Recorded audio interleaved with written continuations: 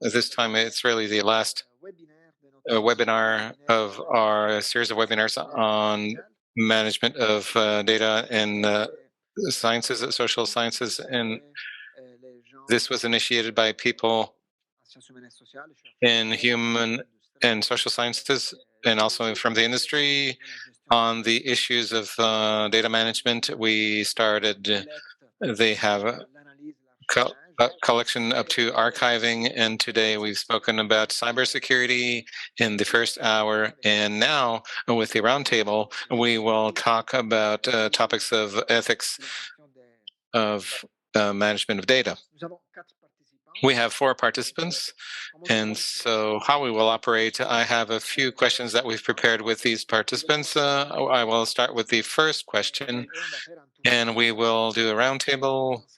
I will begin with Mr. Guillaume Paré, which is here with us to after interrogate Martin Gilbert, Professor Martin Gilbert, and after Mrs.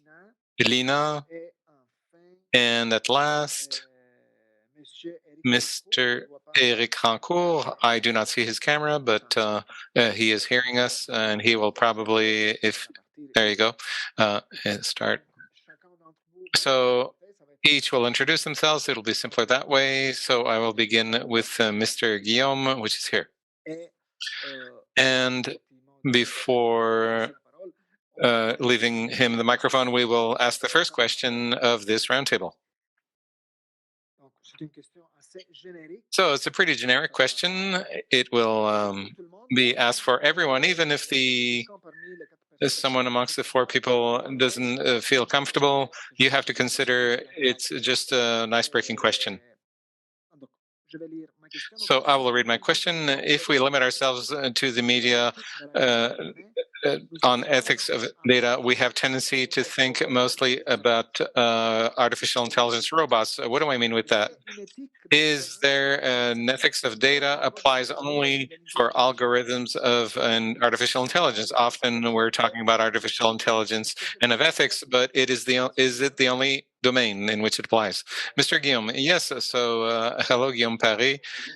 I am a counselor to Director of Research and Innovations at Polytechnique Montréal, responsible of the Ethics Committee and responsible in research in the establishment. It's been 17 years that I'm working in this domain, and particularly on research data management, particularly on research with humans for what considers work at Polytechnical. I'm also involved in preparation of political project on research data, which should be made public next week.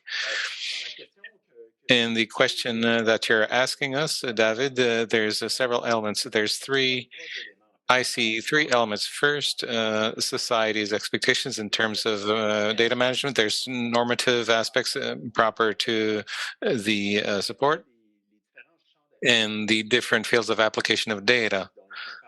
So we're talking about their plural use. I've liked the intervention of Frédéric on the first half. In all cases, the universities, and when I'm talking about universities, I'm referring always to institutions, to this type of assembly of researchers and students. Universities have a responsibility in relation to data as such.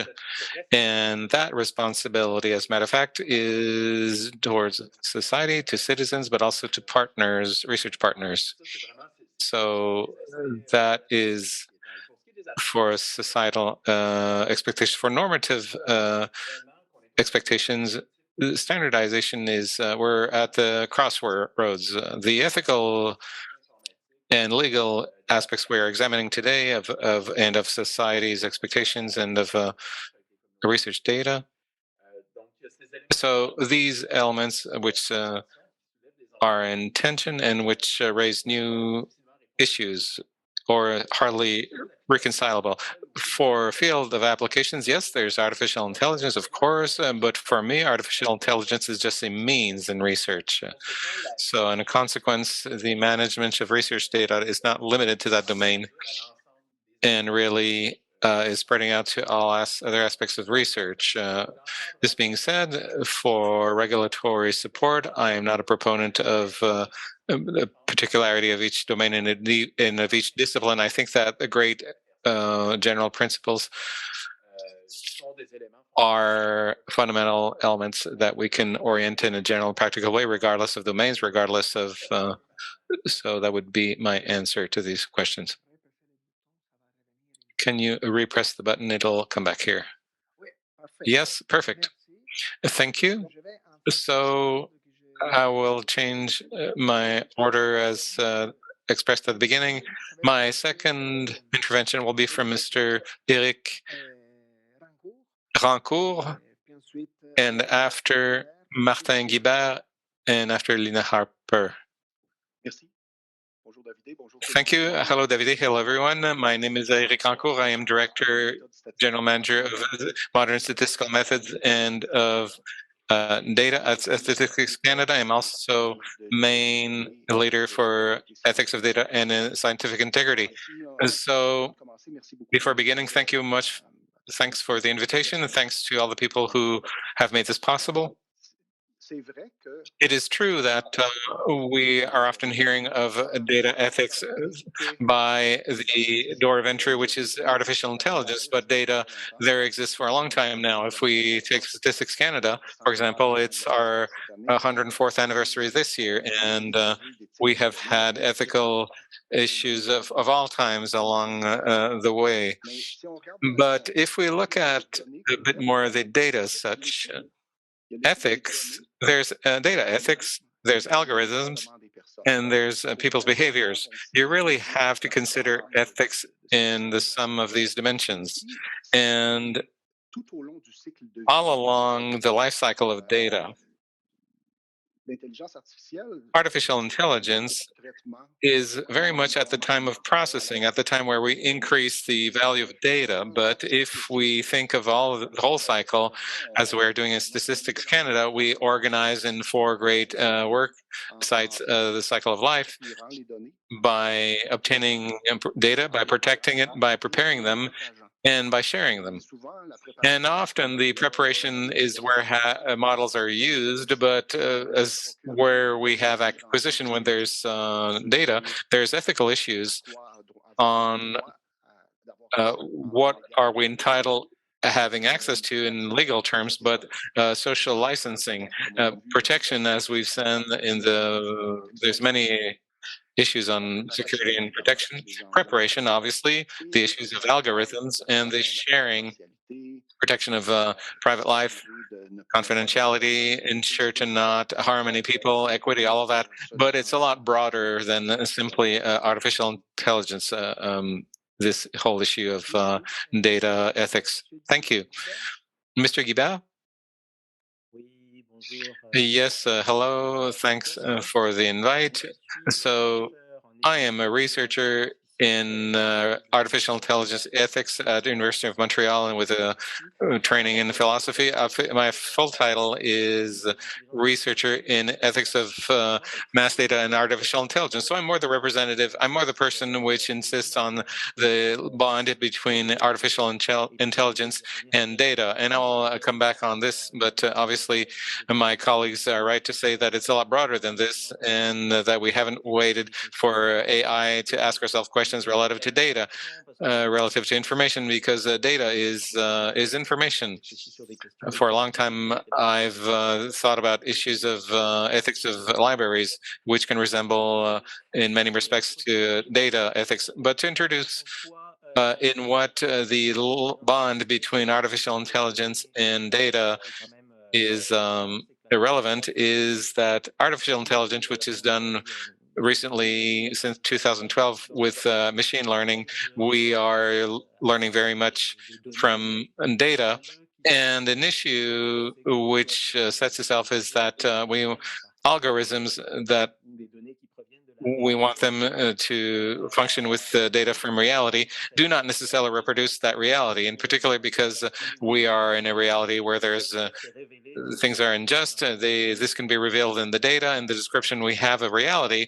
So there can be, in an artificial intelligence system, it can be relevant to know, well, this is how things are, but from the ethical standpoint, what's important is to ask, how would we want so that how things should be, and not to satisfy ourselves with of retranscribing in the AI world and of automation inequities which would exist in reality. So perhaps to summarize the risk that pose the data in AI, it is that we reproduce in automated systems inequities which are present in society. But obviously, the question of data is beyond this as well. Okay, Mrs. Harper. Hello, everyone. Thank you to have invited me. I am on the Anishinaabe territory of Ottawa, Ontario today, and I am working as a curator of data at the Research Alliance of Canada. Moi, je vous invite à penser un peu à, I would like you to think, well, in my opinion, human being influence will never be replaced. We do data curation. Des métadonnées. Donc, ça sera toujours nécessaire d'avoir it will always be necessary to have a human intervention. Le web soit compris et contextualisé pour l'audience qui est aussi humain. So we have to contextualize everything for the audience, and which are human beings. There's Sophia Noble, a researcher in California, and I'm going to put in the chat box, and she talks about how search engines such as Google, Facebook influence human beings, how they can accentuate judgment or racism. So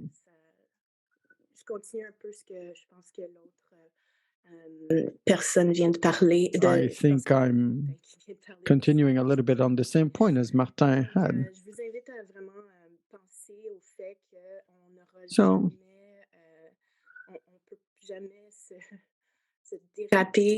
well, we can never forget the influence, the human influence here, and we have to give it the proper context. I think that we're getting a bit deeper in the topic right now, right? Mr. Rancourt spoke about it. And that leads me to my second question. What are the application data analysis when it comes to the social field? What are in what dimensions do we need ethics, and how are they important? Thank you. Let's take a step back. This is why we're here today. Ethics. We have to think about integrity.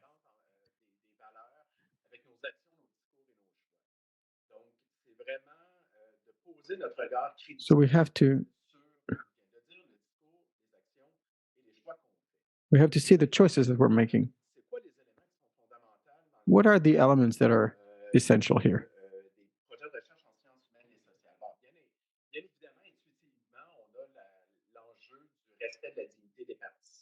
So we have the dignity of participants,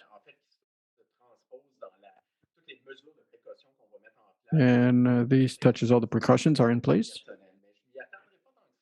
I will not talk about it for too long. I would say this is a bit intuitive. This is the basic level that we have to get. And in the human side, there are ethical issues. And sometimes we tend to forget them. The trust level, for instance, that we have with the researchers, industrial partners, and they allow this activity to become possible. Therefore, data collection and even the development of knowledge that is at the essential aspect of universities. And from this point of view, we have to take a look at all the actions we pose and how all research activities can have an impact on this relationship. So, throughout this element, then the risks are real in in human research and science. Well, to burn the bridges behind you is never a good thing.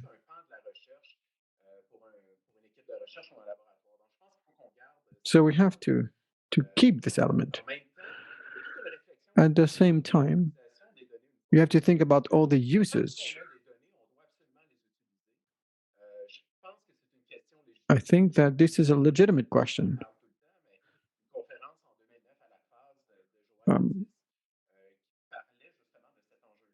We spoke about this issue in certain cases.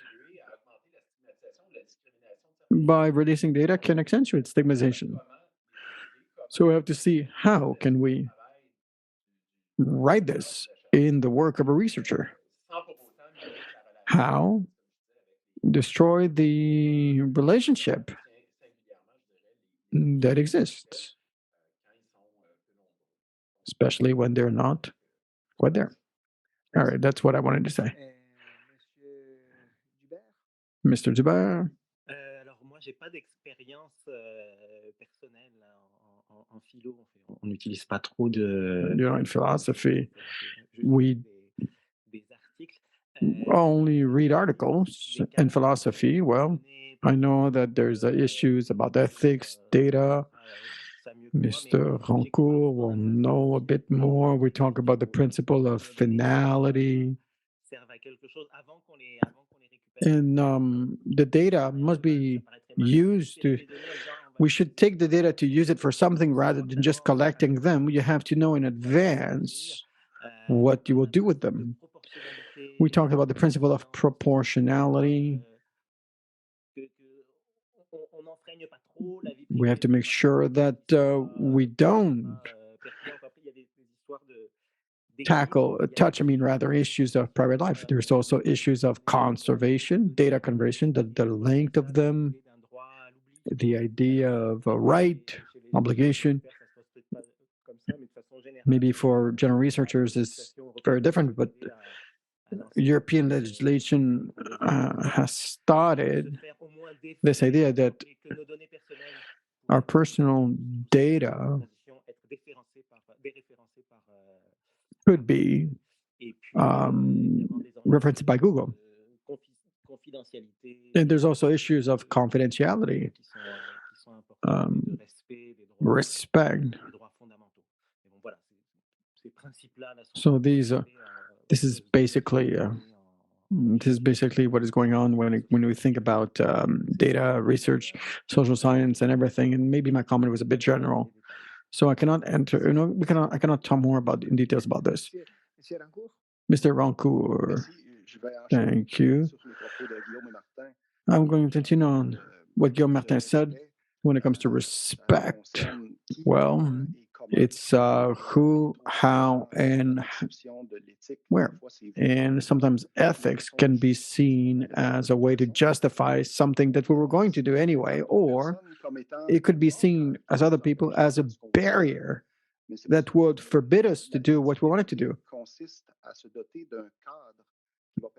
Ethics data, rather, provides a frame. Then we can make, or we can do something in the proper way. Any acquisition of data,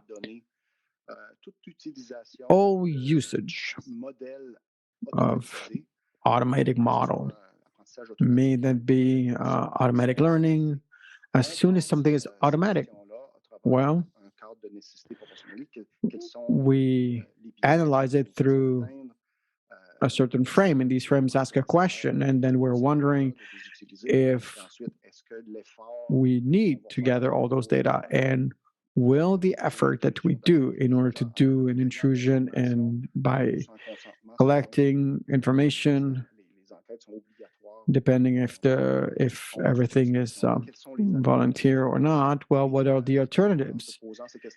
And when we're wondering about this, well, we're talking about private life, transparency, confidentiality, and all of that provides us a way to inform. May that be for researchers who want to reach conclusions or Statistics Canada that want to inform society about certain things. But we do not want to create some sort of inequity towards a certain group.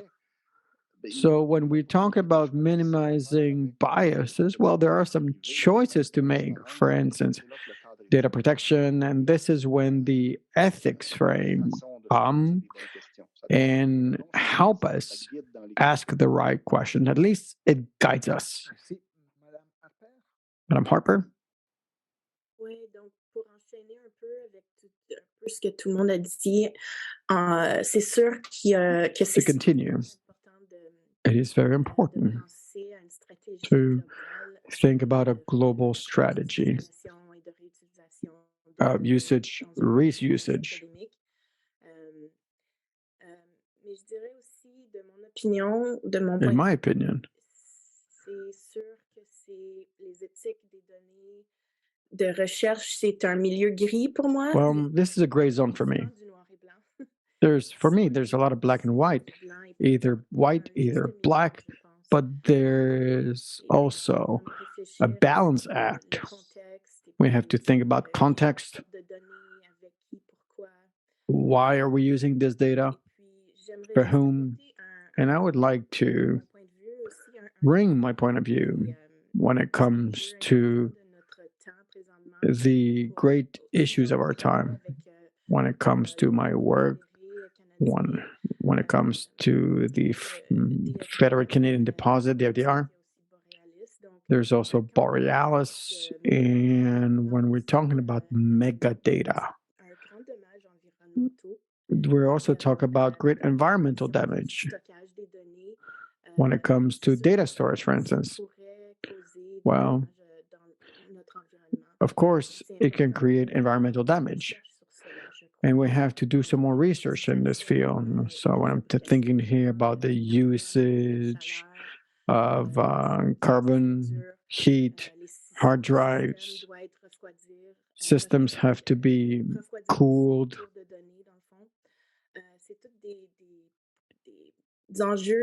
These are all issues that have real material consequences, and we do not talk enough about it.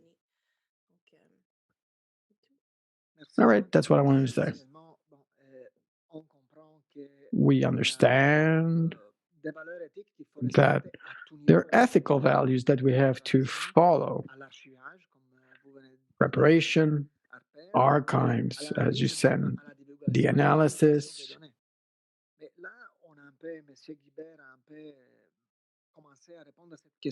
Well, maybe we can try to answer this question, but the question that I'm wondering is, what are the values that we have to respect when it comes to a research project in human sciences? Are there any ethical values that can be negotiable? Are there some priority levels here? Should we change the culture from one thing to the next?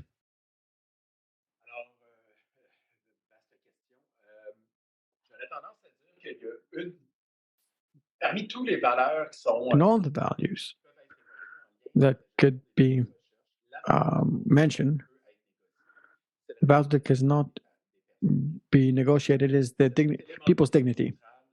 This is central. There's a link between university and people who provide the data. That being said, we have to be careful about the New England Journal of Medicine. Marshall was saying, what about the transposition of Western values in other communities? We have to be vigilant. That being said, respect individuals, one is contextualize. We have to listen to the people. We have to listen to the expectation. We have to see how they should use the data. So in this context, if we take a look at data management, you know the PCAT and the property of data. In this context, when a team is working with First Nations, well, the elements that would come and establish the parameters could be influenced by the community's priorities.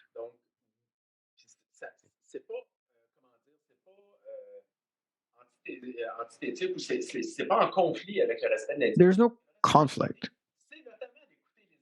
because respecting dignity is to listen. Let me give you another example. I have not evaluated that project yet, but in the beginning of the 1990s, when people were dying of HIV,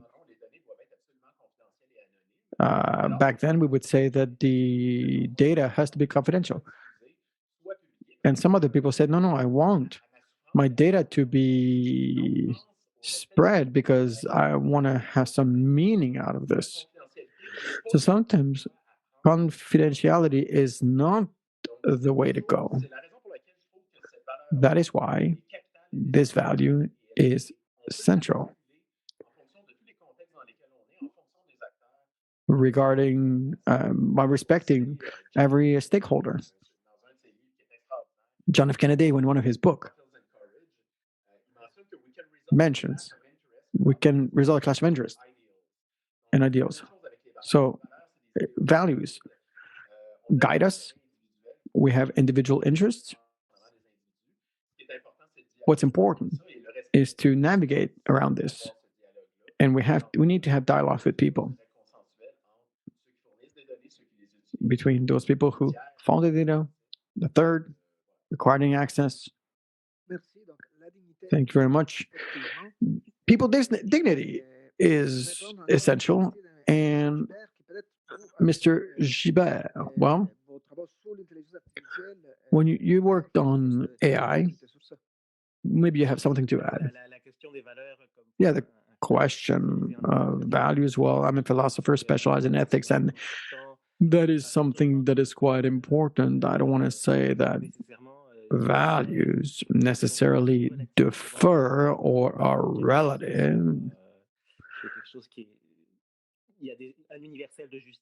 I don't want to say that there's a universal values that fundamental rights are respected. It's not because in the history slavery was acceptable that people were right. They were wrong. It depends on the universality and the universality of the values. Well, this can be debated, but I agree on the idea of human dignity. Is there a clash in values? Well, when it comes to philosophical literature, recently, I had for University of Montreal an ethics class. There was no chapter on data ethics, but the chapter that is called artificial intelligence surveillance, well, touches that. It's called a privacy and spyware, and I analyze this sort of issues. We see that there's a frequent clash between security and freedom, autonomy. Of course, I could mention an example of Clearview AI. This is a facial recognition system, and it offers software. It shows someone's picture, and it says, has this person put his picture on Facebook, online, and through Clearview AI, we can find someone's name.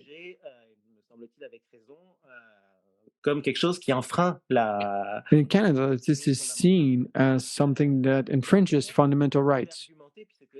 We could even argue, well,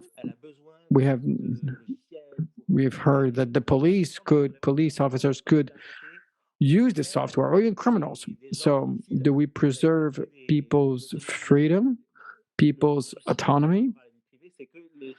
But the worry here is that people didn't want their image to be taken into Clearview AI, to be recognized.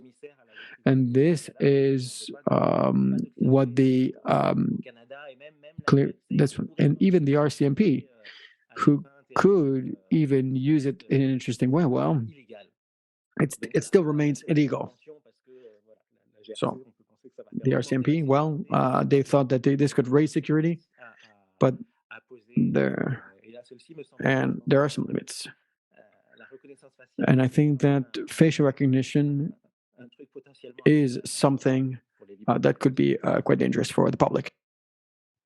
Thank you. I'll move on to the element to the microphone to Mrs.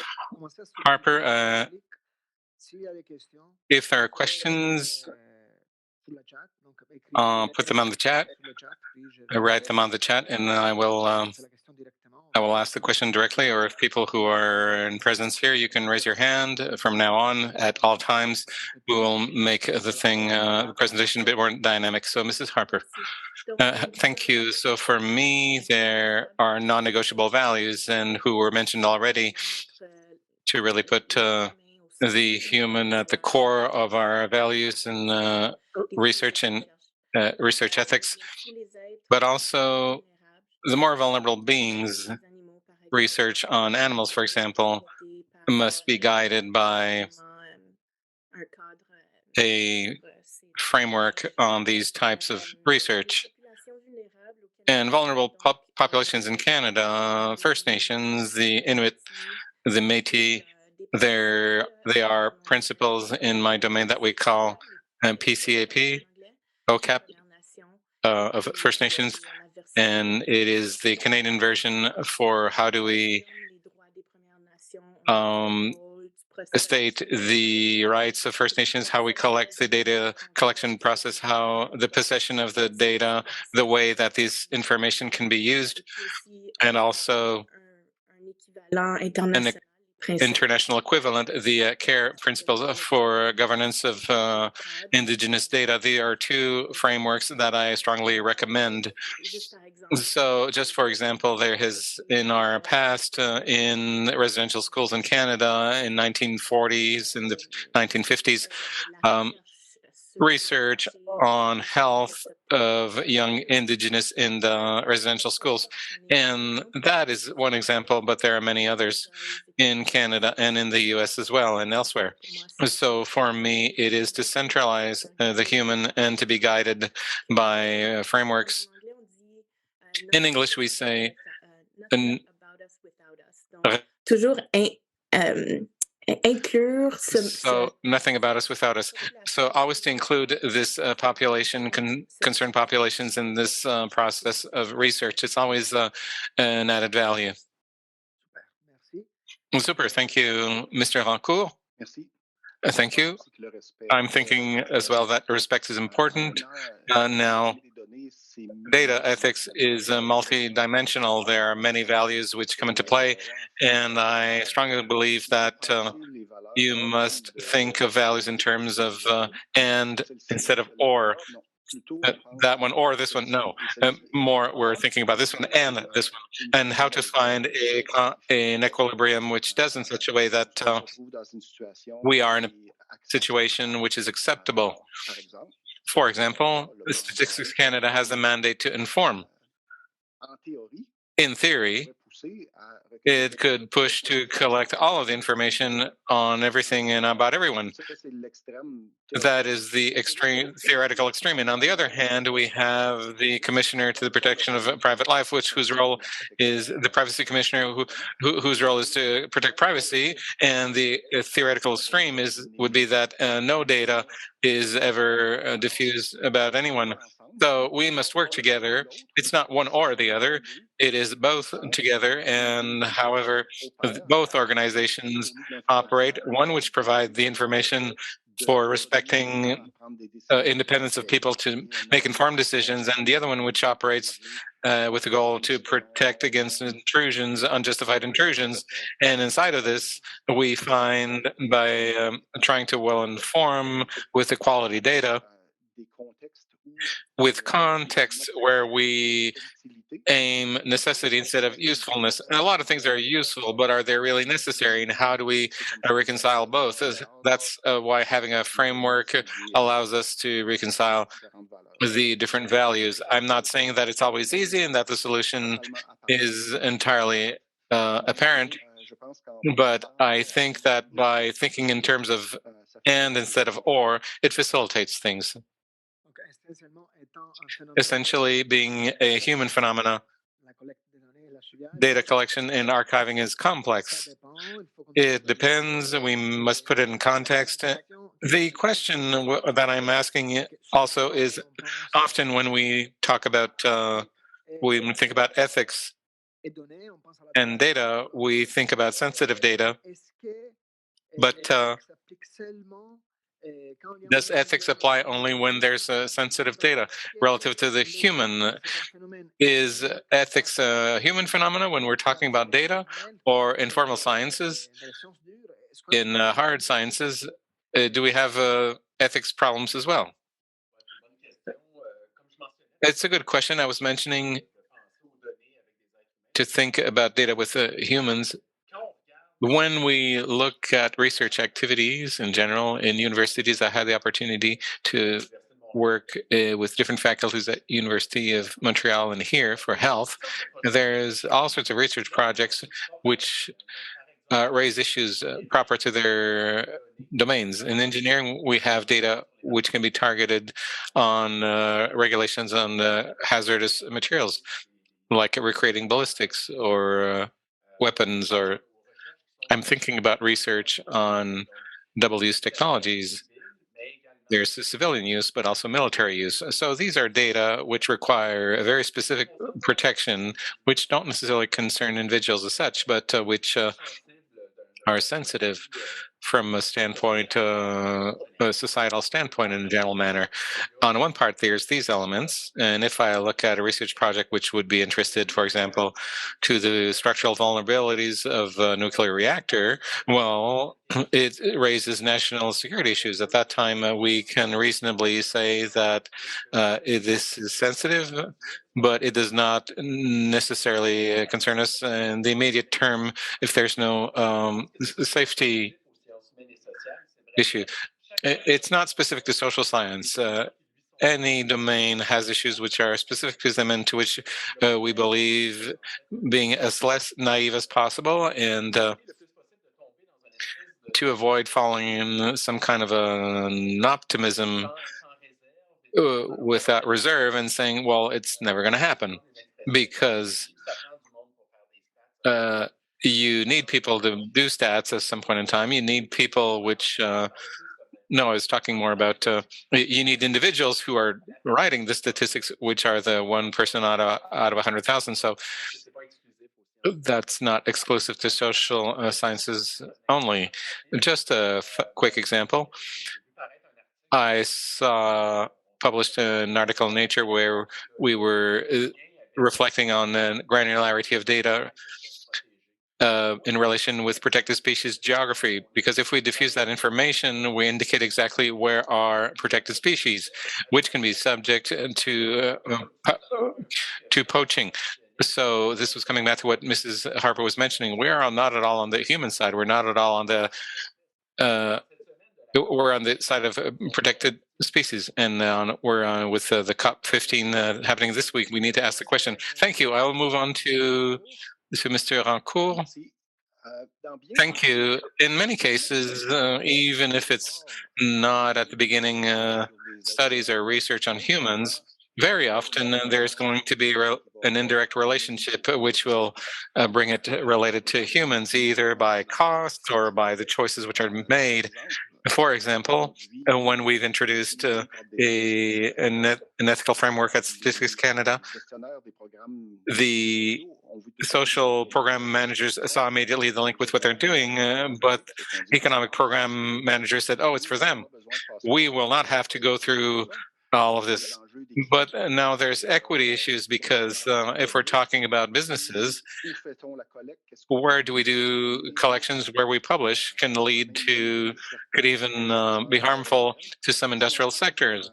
If we think another derivative, which is the environment, to go and take measurements and samples, water samples or natural samples at different locations, is there not groups which could feel that it's not for them or that we shouldn't go to these places? And we could even think afterwards about research projects, a lot more theoretical research projects. There's a cost to these, and that cost is necessarily related to an issue of usefulness and necessity. And after, there's all of the aspect of scientific integrity for which there is a large intersection with ethical values, to not falsify results and to try to find the best methods possible, make sure that there's no biases, even if there's no wrong intent, to make sure that everything is done according to state-of-the-art rules and according to standards. There's some ethical standards which are related to these principles, to these frameworks, which were designed. So, of course, for human sciences, a human will be at the core of this, and comes to mind many things concerning equity, not to harm private life. There's no private life for atoms, but there's a private life for humans. So there's certain values or dimensions which aren't there. But the ethics of data applies to all domains. Thank you. So I will move on and leave the microphone to Mr. Gibert and then to Mrs. Harper. After, I will have two questions, one which comes from Zoom and another one which comes from the room. And three questions, two from the room and one which comes from Zoom, and we will do a roundtable on these three questions. So, Mr. Guillaume. Yes, so this question allows me to speak of a new domain, which is the ethics of AI as applied to animals, because there is data on animals and there's animal ethics. So we can absolutely reflect on the link between animal ethics and the ethics of AI. So, of course, the private life issues can appear a bit strange because it's not clear that animals have a private life and that but however, there are articles which try to imagine how this could be done. But on the other hand, the data which are used in precision agriculture are data which are used to exploit better the animals. So that causes a morality problem because pigs that we use the data, it's anyways on the final to send them as quickly as possible and as fat as possible to the slaughterhouse. So that's not in the interest of the pigs that we recover data on them.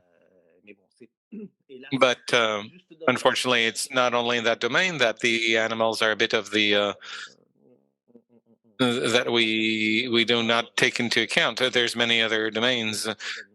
Legally speaking, animals are private property that you can buy and sell. So data of the animals, it's like if it didn't belong to them, they belong simply to the owner of the animals. But there you go. There's a whole reflection to be had on the data of animals, which are not in consent as we use their data. Mrs. Harper? I have nothing more to add, so I pass my turn to the next question from the room. Perfect. So I have indeed three questions. One question which comes from Zoom, two from the room. I will first express the one from Zoom. I will invite also other participants to invite them to speak on Zoom. I will leave the microphone to Pietro and Mrs. Baudry. The question which comes from Zoom from Mr. Bald has been answered. So how can we respect the private life of animals? When we do data collection, we've answered that already. And I would like to add to this, the animals don't have rights in that domain. But we ask ourselves the question, do they have rights or not? And if one day we will ask the question if whether or not AI robots have, if we must apply ethics to them. What does AI produce? And I will add that, and otherwise I will leave the floor to Pietro and Mrs. Baudry. Can you hear me? Yes, speak a bit louder. I will ask the question in English because my French is not good. It's more a thought that I have. I think that there is like with the people, with all the people, there are like a perception bias, because I think when concerned like the giving the data to the government or the research, they are more concerned than when they publish the data themselves. So what I'm wondering is like why, if you give data to, for example, company to LinkedIn, for people to Facebook, Instagram, or you publish on your website, you are giving already the consent to all the people to look at your data. Even there, but if you put the same question to give the data to the government, then it's gonna. So if what I'm more thinking is like if all the data are publicly used and all these private company are using them, why we cannot use this data directly for our research? Why we need to ask the consent to the company or to the people? Good.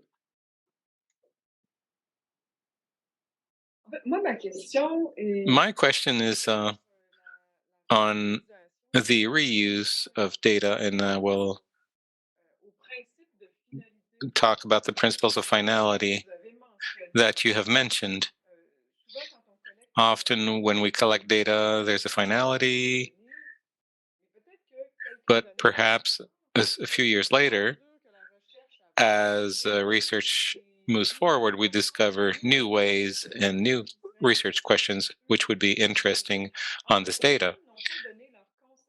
Well, persons have not given consent to that type of data. So if we rely uniquely on the finality of the data and that after they cannot be used, we must return for another collection, aren't we slowing down science or the analysis of data, which could reduce the workload of collection of data by reusing old data? So there's an equilibrium here to consider, and I would like to know what advice can you give us on that level, because it can become a real problem. So I know that you have many things to say. Given that Mrs. Harper had passed her turn, I will start with her, and then I will go in the room, Mr. Paré, and Mr. Gilbert, and Mr. Rancourt. So, Mrs. Harper. So there's a lot of things there. There's a lot of information in these three questions. I haven't had much time to think about, but for the question asked in the room with the first live participant, I would say that I would say that money is power, and intellectual property is key in this research enterprise, right? So they have interest in protecting who shares, who has access, who shares, and ownership of data is key in private industry. So I don't know if that answers your question, but I think it's a really smart one and a really smart question, a very modern one for today's day and age with social media. Pour la question de For the question concerning Mrs. Baudry, so it was to reduce the load and the reuse of data. I'm not sure to have fully understood the nuances of your question, but it's interesting for me because I'm right now doing a master's with the topic of reuse of data, and my vision, my point of view is in the framework of open research, and for me there are considerations about ethics consideration, commercial considerations, data property issues, legal considerations in the reuse of data. But my point of view is that if we open science and we make data as open as possible, when possible, and as close as necessary, I think that we will be in on the right path to continue to open knowledge to the greater public. So after all, that's what's important for me. So I leave the floor to the next. It's not necessary that everyone responds to this question. Do as you prefer. There are several elements in these three questions. The question of private life of animals, the question should be made more specific. Stunning fact, the raw data does not have a legal status. It's a question. That's why it raises many issues. In many cases, systematized data and intelligent and couldn't be protected by copyright. I won't go into detail, but I invite you to consult the page on copyrights of the Université Laval, which was done by Sonia Morales, which is an expert on that question, doctor in law, and I've assisted to one of her conferences on this. So I invite you to, for what concerns the question of my colleague, I'll answer in French. For what concerns the question, everyone has much data, and on top to ask permissions and consent to access data that companies have. Well, I want to come back on the base missions of universities. Universities have been created, the first universities were created in 1088, so universities are almost 1,000 years old. So why is it that institution has persisted in time? Well, it's notably the bond of trust that we have with society. It is notably the capacity to answer about our capacity to protect ourselves against a breaking of that bond of trust with society. So we must see our activities a bit in a broader perspective than simply what we do individually, because and to reframe it in the history. Sometimes it allows us to have a longer term landmarks. To come back to the question, the secondary use is always possible. It's always possible to use data which are collected for finality.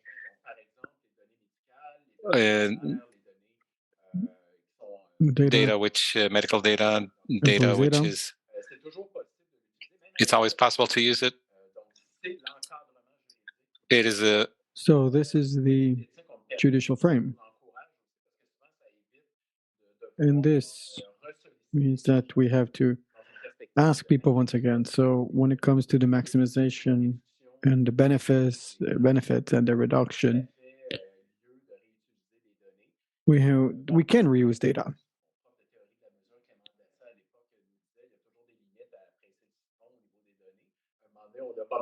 We can. So at some point, well, we get all the data we need, but generally it is encouraged. It's not because there's a support that it prevents us. This support also gives us the freedom to do what we want to do as university, because we honor the commitments that we take with suppliers. Through our suppliers of data. Thank you. Gibert, il n'y a pas de... Ouais, ouais. Je vais peut-être juste revenir sur votre question sur le... So let me Est-ce que des robots pourraient avoir une protection can de vie privée ou des choses comme ça? Si on essaie d'être très spéculatif, mais les philosophes... if we want to be speculative. En fait, probablement que le critère ici, So the criteria here. de quel moment une entité, machine, animal, So végétale, est ce qu'on appelle an entity, is it a moral patient? on a des devoirs Do we have? et la réponse la plus courante And the main answer here, when it comes to AI, it's to say an entity could be a moral patient as soon as it's sentient.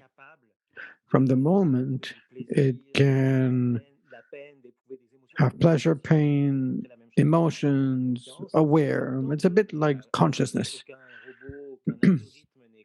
So far, no one, no algorithm or computer is aware, perhaps someday. But for now, it is not the case. Someday, when we'll have a system that is sentient, well, maybe private life issues, concerns, or ideas will be, someday, if a robot can suffer, then we'll have to make sure it doesn't. So this will be a great ethical issue. Thank you. Well, the first question on animal ethics, well, it's a good question. I also have philosophical training. If we take a look at moral, it informs.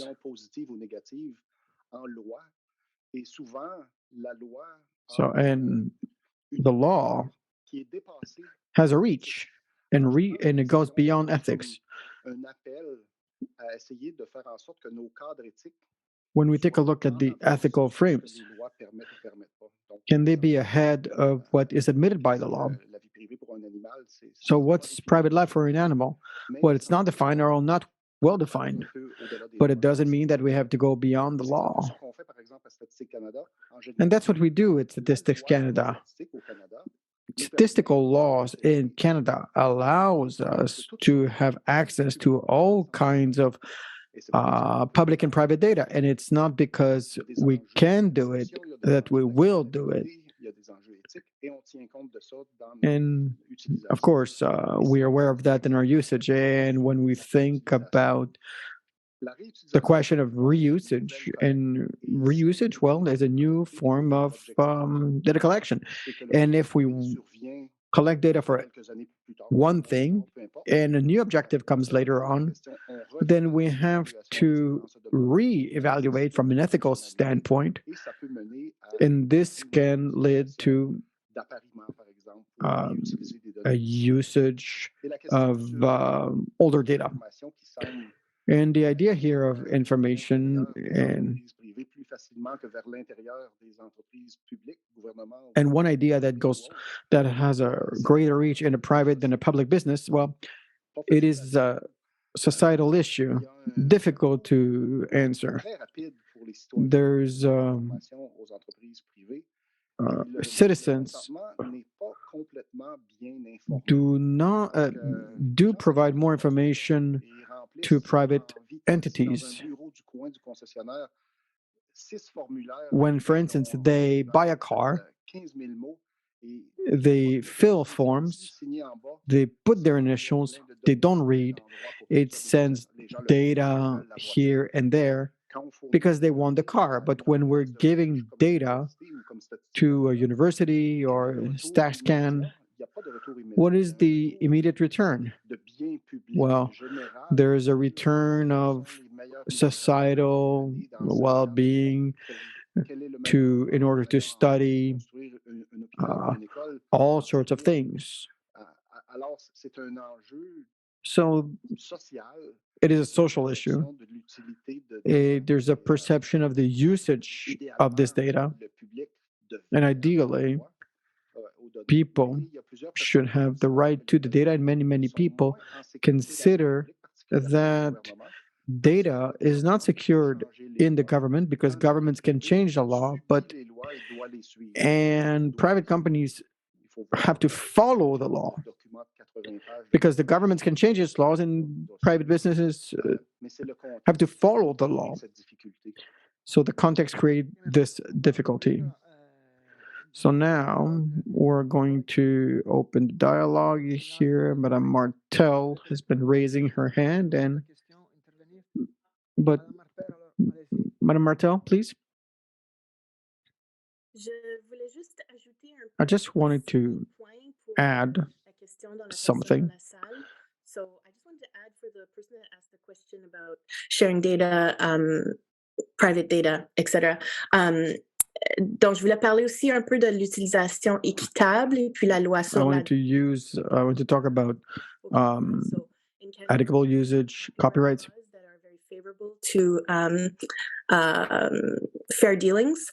And so, and that's a way for us to be able to study, critique, satirize, review information, including data that is out there for the public to consume. And I think it's really a really important and exciting framework around which we can understand and use data in our modern world.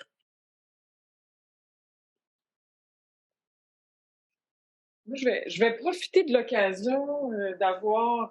Let me take the opportunity, since I have lots of experts around me.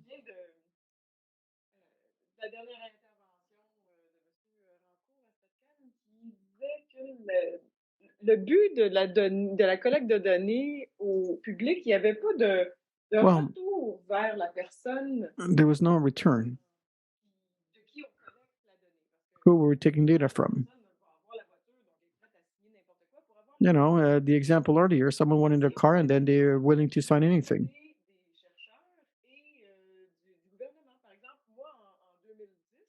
You know, in my case, in 2010,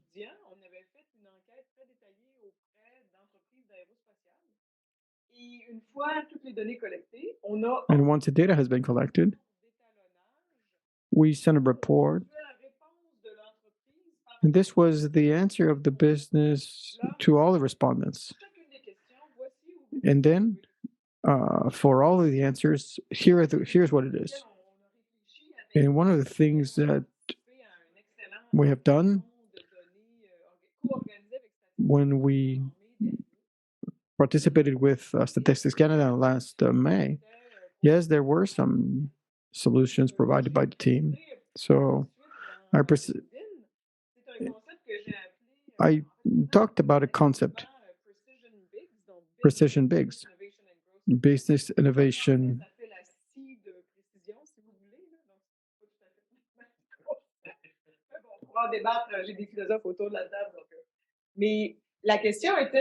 The question is, do researchers, governments,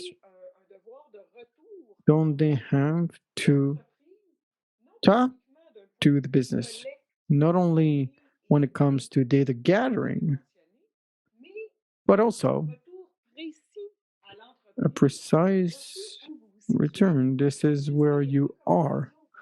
What are the recommendations that we can add? And it's up to you to follow the recommendations. But at least you're providing some precise information in the same way as someone who could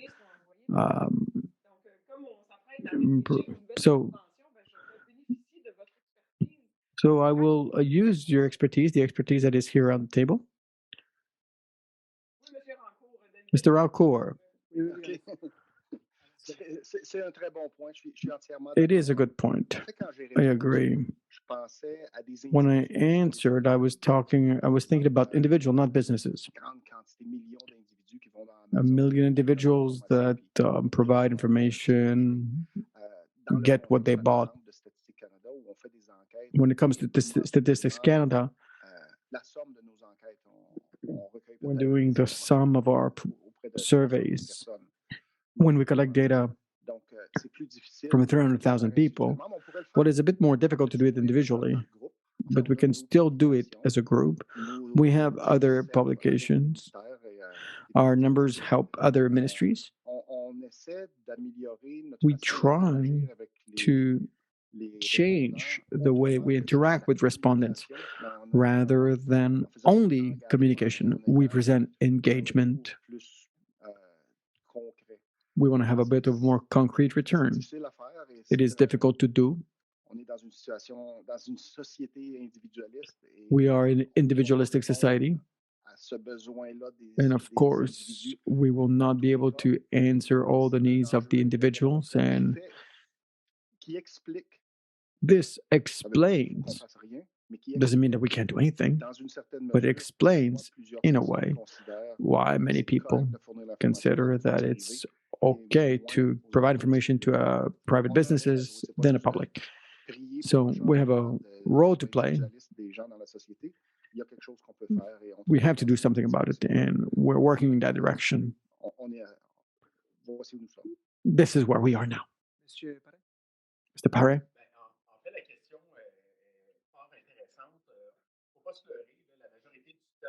The question is interesting.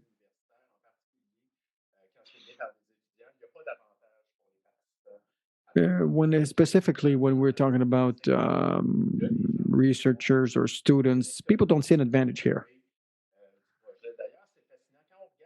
It is fascinating. When we see that some people can provide data, it contributes to the well-being of society. For instance, I have cancer. This is for research against cancer. This can have a benefit. Well, I really like the car analogy that we mentioned earlier. Of course, ethics committee like to have a return on investment for the participants. And that is why we push on people to do it. This consolidates. For instance, some people say, okay, well, I did that. I don't know what it's for. And now I'm saying, am I the average or something? This is good. But honestly, we don't do much follow-up. Yes, we're going to send you a summary, the results of the research. But I think that collectively, well, people have to understand, because a lot of people don't understand what is going on in universities. This is on a temporal scale. We're doing collective data, there's analysis, there's simulation, and between the collecting of data and the result, there's 2-3 years before we get the results. We're in a space-time that is different than the expectations. Is there someone who would like to add something? All right. There's 5 minutes left. I'm going to summarize the last question. And then you can answer whatever you would like. You can answer 1, 2, or 3 questions. We talked about open science, open data, open access, data sharing, reusage of data. But is it true that this access is always positive for society? Or, well, that's the first thing. The second thing, academic freedom or technological advancement. I'm thinking about the AI here. So the benefits of technological headways, are these values that should always prime? And then, finally, releasing research data, is it sensible? even if research is well done. Does it happen sometimes that you cannot deploy this when it comes to ethical data? We can build an AI robot, but we shouldn't commercialize for ethical reasons. I'm doing a bit of mix of everything. You can answer whatever part you want, all of them, none of them, some of them, please. All right. I'll try to be brief, but I think that when it comes to open data, it seems crucial. Open data is always made to share knowledge in the frame of research. And there are some issues here. But in this context, I think, and I'm going a bit out of my field here, but we had people, and after 3 years of COVID, people have to see the difference between doing research and doing your own research. When there's some research that is not double-checked by peers, well, it means that people can rely on knowledge that has not been verified. So we have to be careful. I still think. And the next element, open science, well, people have access to articles, but open data seems to bring other issues. Come back on academic freedom. Academic freedom gives to the university that latitude, and in what Catherine was mentioning, the position was very clear on this. Researchers must have access to all the data they need to provide research that they propose to do. Furthermore, it calls upon responsibilities and obligations that need to be clear. So it's this type of checks and balances between we have a lot of freedom and independence as an organization. At the same time, to have that, we have responsibilities towards civil society and with obligations in terms of protection of data and private life and commitments we have with our different partners. So I think that it's this type of we owe to be accountable to society and in the trust that they confer to us. I'll try to stick to that. Thank you. Mrs. Harper, and we will do Mr. Gibert, and we will end with Mr. Rancourt. Thank you. So it's nice that I'm the next one to follow up, Guillaume, because we have similar points of view, nevertheless. But for me, open science is really the one on which I'm really based on in my work, and that I encourage to become more open in science means also to be competitive on a global basis.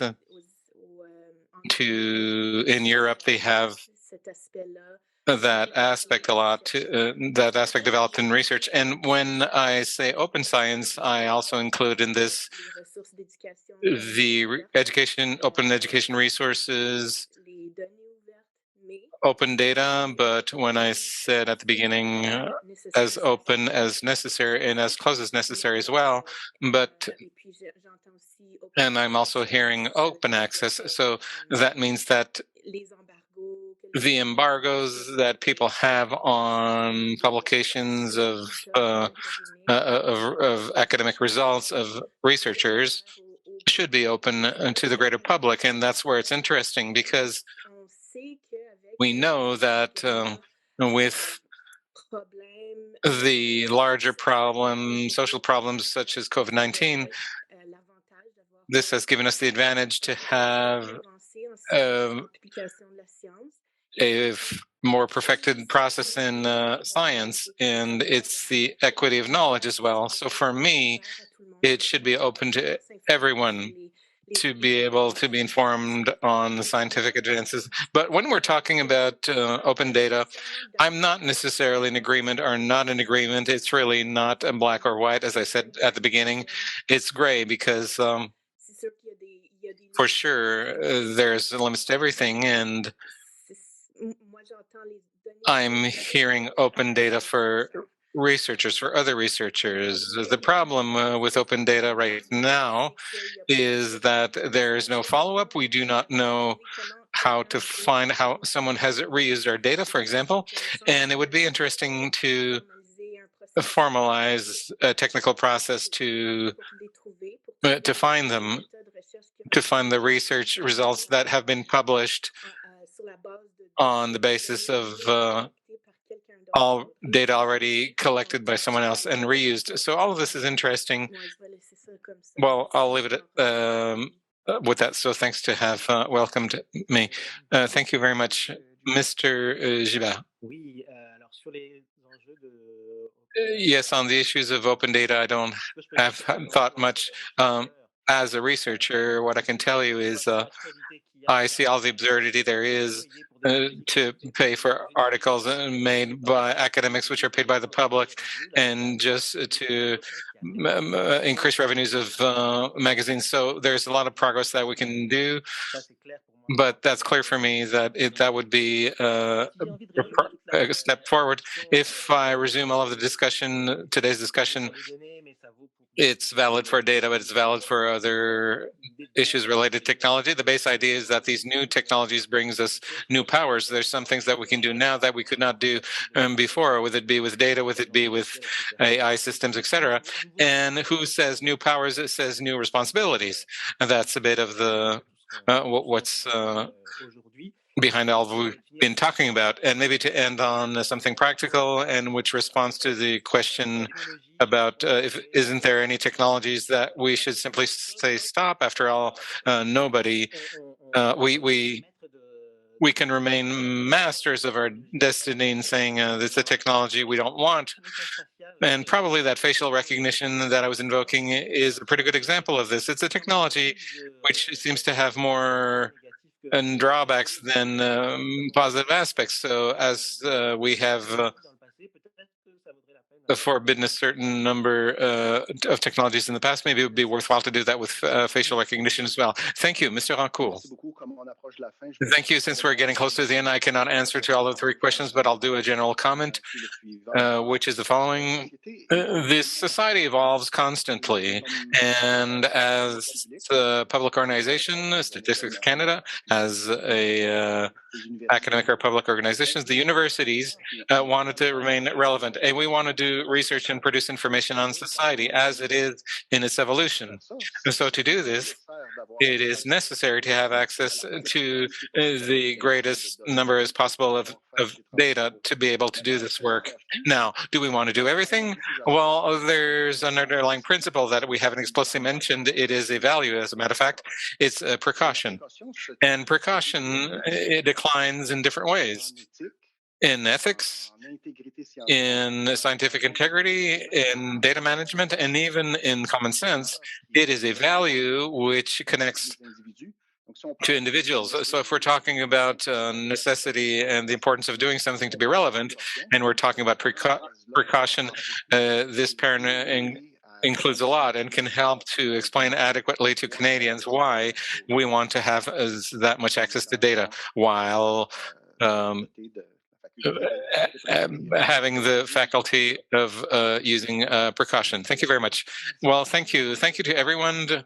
Obviously, we have exceeded our allocated time. I will simply thank the participants, but also to the guests of this roundtable today. We will probably do a meeting in the springtime. We will invite all participants of our webinar to be there if you want. We eat, we drink, and maybe you will have 1.5 hour after this to do a post-mortem of this series of webinars, to celebrate the series of webinars. Post-mortem is celebrate is more external. Postmortem is more internal. So I thank you very much.